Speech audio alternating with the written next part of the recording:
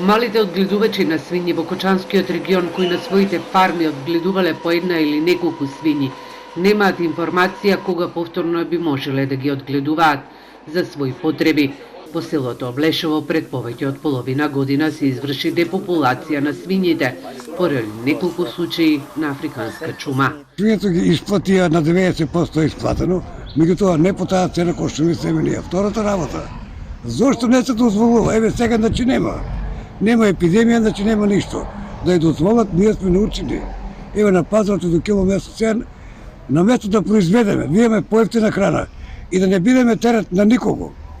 Мештаните во руралните средини сметаат дека новите мерки кои се со цел да се спречи ширењето на африканската чума во земјава ќе значат и искоренување на одгледување на свињи во нивните фарми, а се само за нивна домашна употреба. Забележуваат живеат на село, а нема да можат да произведуваат храна за сопствени потреби, туку ќе мора да купуваат месо во градските месари или супермаркети. Мислам дека нема да може да може секој да чува, бидејќи само одредени фарми ќе мора да чуват и така ќе бидеме доведени во ситуација да и тој дел го тргнеме да не чуваме. Земјоделците и сточарите од Кочанско тврдат дека се речиси сите обештетени по депопулацијата на свињите во големите, средните, но и малите фарми кои се високо ризични за африканската чума.